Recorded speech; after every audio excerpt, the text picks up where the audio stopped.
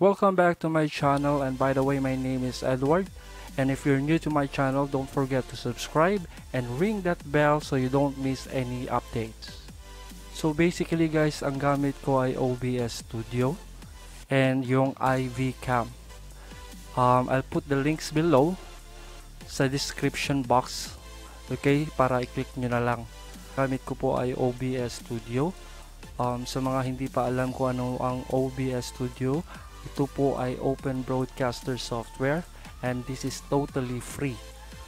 If you're fan of going online, may it be Facebook or YouTube, this is the best software that I recommend.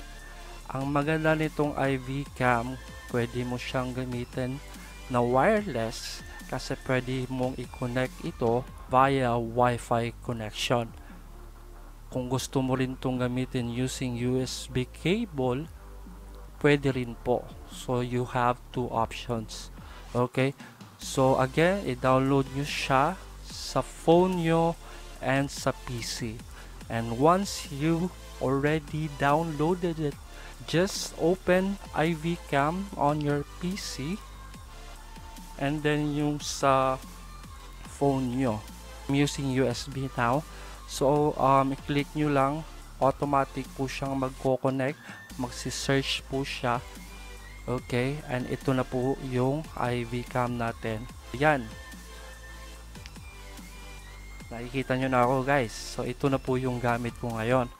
Now, paano po natin siya gagamitin using live stream or when you are live streaming gamit yung OBS?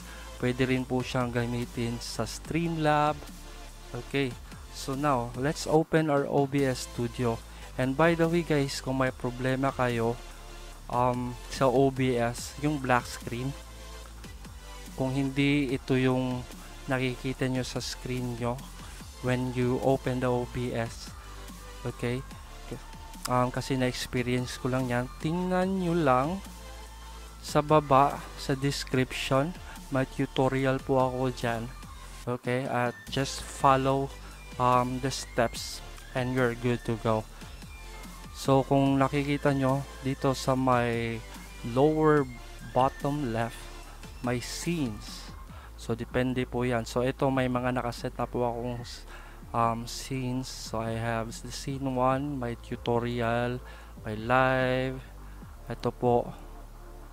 Oops, ay hindi na nakaset. Ito, yan. Scene. Okay, pwede nyo po siyang i-switch. Right. And dito sa right bottom corner, may start streaming.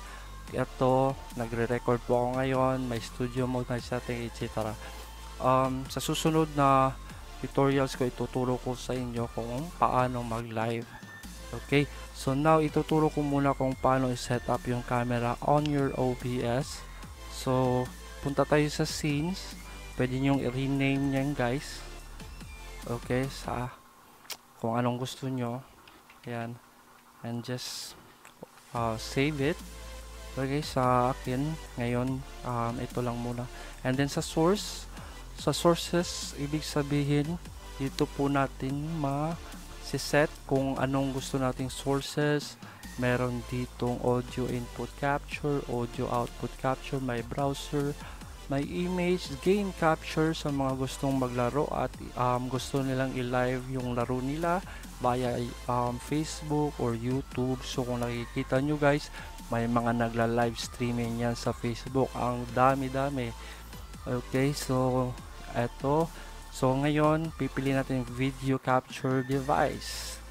Alright, so dito ay pwede kayong mag-create nyo or mag-add to existing. So since meron na akong kanina, pwede ko na lang i-add dito. Ayan. So kung nakikita nyo, ito napakalabo talaga guys ng camera ng laptop natin. So ngayon, okay. So sobrang laki ng diferensya guys. Diba? Ang ganda ng kuha. Okay, just hit okay and there you are good to go. Nakaset na po yung camera natin. Alright, so I think that's it for now.